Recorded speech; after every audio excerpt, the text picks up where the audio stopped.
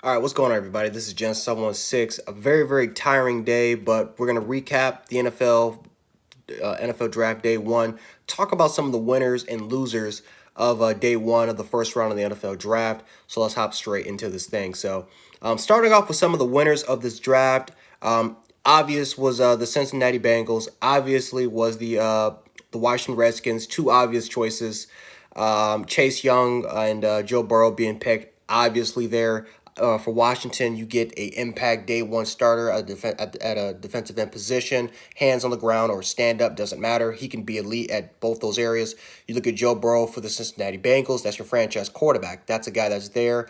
If Tua wasn't hurt, you could make an argument that he should have went there. But again, Tua and Joe, they were head over heels better than everybody else as far as the quarterback position goes. So you don't skip out on Joe Burrow there.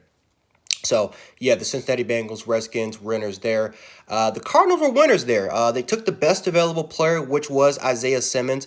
Again, now, could they take Jedrick Willis? Could they take Tristan Wirfs? Could they have taken Jerry Jeudy or CeeDee Lamb there to try to help out the offensive side of the ball? Yes, because the Washington offensive line needs help. They do need help. The receivers, right? Larry Fitzgerald is getting older. There's been trade talks with Christian Kirk, but you sat there and you're like, you know what? We just got to get the best available prospect, and the best available player, the best available prospect was Isaiah Simmons. And you sometimes during the draft, you just don't skip it. You just don't skip up on it. You don't think too much. You sit there and you take the best available player, and that is Isaiah Simmons. So I don't blame the Cardinals at all. I give they're big winners in my opinion for taking the best available player there. I like the Panthers with Derek Brown. I thought that was a win in my situation. You need a replacement for Vernon Butler. Kawan Shore is getting older. You need to rekindle that defensive line, especially with Mario Addison leaving as an edge rusher. So you need to try to fix that defensive line, fix that front. You start off with getting one of the best available players there in Derek Brown. Again, Derek Brown and Isaiah Simmons would have been a win-win situation for the Panthers, but they decided to go with fixing that interior and pairing him up with Kawan Short, and that is Derek Brown. I really like that move there. Tristan Wirfs getting, the Buccaneers traded up literally one slot to take Tristan Wirfs. I thought that was a good move there. I thought he was the best available tackle available for them, and that's what they did. They absolutely gambled and they took up on him. Tom Brady's going to need some protection. Really, the Buccaneers' weakness on that offensive line was the tackle position. So filling that gap by getting a day one contributor for the offensive line, I felt like that is huge for Tom Brady. And now you look at Tom Brady with the offensive line being now assembled with the acquisitions with Gronkowski and Howard and Brait and Mike Evans and Chris Godwin. You really need a running back at this point. You could get some more help on the interior or get a running back, but for the most part, the offense is good. You could focus on the defensive side of the ball day two, but I really like the Buccaneers gambling up and getting Tristan Wirfs, getting your franchise tackle there for the future, because he is a franchise tackle. The Browns were the biggest winners, in my opinion, or one of the biggest winners, in my opinion, by getting Jedrick Willis the third. Jesus, man, this was a phenomenal move by the Cleveland Browns, man. This is an A++++ move. He's the best tackle in this draft class. I was shocked as hell that the Giants did not take him, even though that there was a lot of teams. The Giants were mocked a lot to take Andrew Thomas. Jedrick Willis was clearly the best. If you look at the film, you pay attention to any film tape at all, Jedrick Willis is better. Not to say that Andrew Thomas is not, because Thomas is the second best tackle, or you can make an argument. He's a top 10 prospect, but Willis was better, and Cleveland got him at 10. And I feel like that's a great situation for him. You pair him up with Jack Conklin on the other tackle beside him. Other side, Willis could play either left tackle or right tackle. Primarily, I think he's a better left tackle than he is as a right tackle. Some people say that he's not a blind side protector, but he was the blind side protector for Tua Tagovailoa at the right tackle position because Tua's left-handed. So he has to press. So for the most part, Jedrick was actually the blindside protector. So he has shown the ability to play at an elite level, especially the collegiate level, and at an elite level, as being that blindside protector. And not just that, but being a mauler as far as just pancaking dudes, being physical, and just overmatching dudes in the running game. So overall, the most complete tackle in this class. The Cleveland Browns, he slid all the way to number 10 for Cleveland. Great move by the Cleveland Browns not to pass him up. They took one of the best available players there. Can't blame him at all. The Dallas Cowboys taking CeeDee Lamb at number 16 was a great move by the Dallas Cowboys. Again, a move that you just don't overthink. He's from Texas. He's one of the best receivers, and not the best, if not the best number one receiving prospect in this class. You know, you take him. You give Dak Prescott some more help. And Michael Gallup, Amari Cooper, and now there's CeeDee Lamb. Now, it's going to be interesting how they're going to play CeeDee Lamb because he doesn't primarily play from the slot. Even though he can, he's primarily he's primarily just a guy that you play out wide. But he barely has any weaknesses in his game. He doesn't have any glaring weaknesses in his game. He's one of the most complete receivers that you will find in this draft class. And now that Dallas Cowboys offense looks even more explosive than they did last year. And you're talking about Dak Prescott, a guy that almost threw for 5,000 yards. Was it going to, I mean, with Ezekiel Elliott, with that offensive line, now with CeeDee Lamb in this receiving rotation, this is arguably the best receiving core in all of football. So if you're a Dallas Cowboys fan, you got to be excited about that situation. Trying to think what else I liked about this. I love the Justin Jefferson move. The Minnesota Vikings got Jeff Gladney and Justin Jefferson. Jeff Gladney, I felt like he's a good cornerback prospect. He's a late first round selection, which is perfect because he was actually selected with the 31st overall pick. So as far as the value goes, it was great value for the Minnesota Vikings to take him. But then you take Justin Jefferson there, a guy that's an all-around really, really good receiver. He primarily plays in the slot. That's why it's very interesting because Irv Smith Jr., you got Kyle Rudolph there. And then Adam Thielen loves to play in the slot too. It's going to be interesting how they play Justin Jefferson since he primarily was more of a slot receiver at LSU than a guy that primarily played out wide out. But he has shown the ability to play out wide out and he can dominate when you play him out at wide. So it's not any concern. It's not any major concerns there, but that's just something to definitely look into. But I definitely love the Justin Jefferson move. They stayed put and took two guys at really, really good value. And again, you got a replacement for Stephon Diggs, and you get your replacement for Xavier Rhodes in this draft. So love the Minnesota Vikings, what they were able to do there. Jeffrey Okudah was okay. Andrew Thomas, again, I would have took Jedrick Willis, but, overall wise, that was a pretty good move for the Giants to take their blindside protector. The Jets with Mekhi Benton was a great move by them. They needed to protect Sam Darnold. The Jets worked all offseason to work on the protection, and they decided to establish that even more by getting Mekhi Benton. I mean, again, I completely get it because that offensive line was horrible. They could not protect Sam Darnold if their lives depended on it, and not just Sam Darnold, but Le'Veon Bell. Le'Veon Bell barely had over 600 yards rushing. He could not get. He was averaging less than 4 yards a carry. So it's not just protection for Sam Darnold, but help for Le'Veon Bell, and now you get a big, nasty, athletic mauler in Mekhi Benton that could be a day one contributor right off the gate and help right away in the run game. So I know Sam Darnold and Le'Veon Bell are both happy about that situation.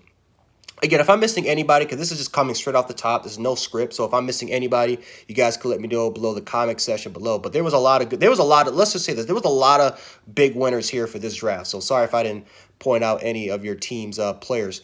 But as far as losers goes, Jordan Love was a loser. Not Jordan Love. Jordan Love was not a loser because obviously he's getting paid big bucks. But the Green Bay Packers were losers here, in my opinion. Here, I just don't. You know what? I get it. You need Andrew Rodgers. His window is closing. But best case scenario, 3 to 4 years left. But he is Aaron Rodgers, and he got your team to an NFC Conference Championship game. So it's not like he played like a scrub. I mean, the year prior when he came off injury, he threw close to 30 touchdowns and only 2 interceptions. This year, he has another good year as well. Maybe not as he used to be, but he still played like a top 10 quarterback. And the fact that you don't help out Aaron Rodgers by adding on Denzel Mims or maybe trading up to getting a CeeDee Lamb or a Jerry Jeudy type of player, it's just ridiculous. No offensive line help, no receiving talent at all, no help for you on the defensive side of the ball or getting the right picks at least on the defensive side of the ball. And instead, you decided to invest in your future. Jordan Love was considered as a second round to sometimes a third round talent, but the only reason why he climbed up a little bit was because the other quarterbacks sucked that badly in this draft class. Again, so I don't know. I would have went for Denzel Mims. I'm focusing right now on the present, and when Aaron Rodgers, and if I see that his window is closing, then we can worry about that another time. But 3 to 4 years from now, he could be like Jimmy Garoppolo and be traded away. Again, the Patriots invested in Garoppolo because they thought he was his future, and Jimmy Garoppolo looked like the future. But guess what? Tom Brady was still there doing his thing, and now look, Jimmy Garoppolo's not even there, and he's with the 49ers. So, not everyone is like Aaron Rodgers, sitting 3 years and 4 years behind. And who says that Aaron Rodgers is going to be a mentor? Aaron Rodgers is an, let's be honest here, he's cocky as hell. He's cocky as hell. Right? It took Brett Favre 2 years for him to finally, just finally man up and say, I'm going to mentor this kid, Aaron Rodgers. Because Brett Favre was the same thing too. So who's willing to tell if Aaron Rodgers is going to be that way? I don't like this move, and I think Packers fans should be feeling pissed off too that instead of helping and investing in the present, that they're trying to invest in the future right now. And I just don't think that was the right move for the Green Bay Packers. I did not like the Dolphins move of Austin Jackson and Noah Igbinoghene. I love the Tua move. Austin Jackson, I can get it, and I think I can cut the Dolphins some slack there because there weren't a lot of good tackles there. Josh Jones, I think is a better prospect. I think Prince Tega Whiteside is a better prospect, but Austin Jackson is an early second round talent. He's an early second round talent there. I just don't view him as a first round talent. And again, if the Dolphins select him with a 30th overall pick, I would have said, hey, I can see that as some good value. But you got them way too early. They were better overall prospects on the board. This is just an example of need over just getting the better overall player, getting the better. And sometimes you don't have to overthink things. I think the Dolphins did that in this case with Austin Jackson because Wirfs was gone, Willis was gone, and again, if Wirfs and Willis were there, they would have took them in a heartbeat. But because they weren't, they decided to go down the board and say, who's the next best tackle there? And that's just who we're going to get instead of getting the best available player. 30th with Igbinoghene, I don't get it. I don't get it at all. That secondary was already stacked, and if you're going to take a nickel corner, this is a good cornerback draft class. You could have waited until the second or third round to get a quality nickel corner. If you wanted a nickel corner that badly, again, you could have waited till then. But Igbinoghene, I just don't get it. I feel like that was a wasted pick. You could have got an edge rusher. You could have got some help at the linebacking position. Hell, you could have got some more help on the offensive line or the running back position. DeAndre Swift was there. Jonathan Taylor was there. Clyde Edwards-Helaire was there. And you decided to go with Igbinoghene, who, again, you slide him at nickel corner and he plays really, really well, then that works out fine. But that's already the strength of your team. And again, they were better prospects at glaring needs compared to Igbinoghene. And Igbinoghene, I view him more as a second round pick, not a first round pick at all. I just don't understand why they did that. Again, I guess the good thing is that they strengthened their secondary a little bit even more, but they didn't need to do it. There were other glaring needs that desperately needed some addressing, and they decided, and there were better prospects there too. And I just don't like that pick for the Miami Dolphins. The Tennessee Titans picking Isaiah Wilson, I did not like that move at all too. I get it, and I understand why they did it.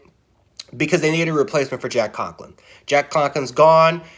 They needed a physical, big mauling, run blocker, especially the way that Tennessee does play. You needed it. But Isaiah Wilson's raw. He's very raw. He needs a lot of development. Now, listen, when he gets himself in good positions, he's as dominant as anybody I've ever seen in this draft class, but he's inconsistent with his play. He's 6'7", 360, so the size is there, but his inconsistency, his technique, he's a developmental prospect. He's a guy that's more of a rotational player his first year or maybe this first couple of years. I don't view him as a full-time starter at the tackle position or if you slide him in the interior at guard. I just think that he's a guy with a lot more work to do on his plate. Overall wise. So again, Josh Jones was better in my opinion. Prince Tega Whiteside was better in my opinion in this draft class. Or they could have went with some other guys in the interior. But overall wise, I just don't love this move by the Tennessee Titans by getting Isaiah Wilson. So I feel like that was I give it a C+ because I get why they did it. But at the same time, again, they were better players besides Isaiah Wilson. Isaiah Wilson's a late second round to early third round talent, not a first round talent. So that's what I have to think about that one right there. And that's pretty much about it as far as the biggest winners and losers so far. Again, there were a lot of winners. There were some losers that I probably didn't mention in this video. That I just, again, they're more in the middle. I won't even call them losers. They're more in the middle compared to losers. But the teams that I call were losers, those I truly feel like that way because it just didn't make any sense to me at all. Oh, I completely forgot about this one right here, and this is going to piss some people off, but I'm going to say it.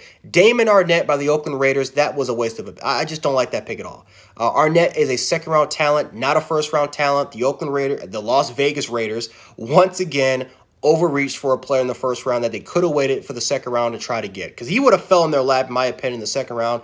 Arnette's a guy that definitely falls in the loser category. So yeah, so besides that one, there was a lot of teams that were in the middle. There was a lot of winners, though, in this draft class, though, that I really, really liked overall wise that I never mentioned. But yeah, that was my recap of the first round, at least my winners and losers of day one of the first round. Again, I'll do my winners and losers in the second and third round tomorrow. And yeah. That's all I got for you guys, at least for today. So again, once again, guys, stay safe out there. Hopefully you guys enjoyed the first day of the virtual draft, and hopefully tomorrow will be just as good as it was the first one. So anyway, this is Gen 716. I'll catch you guys later. Peace.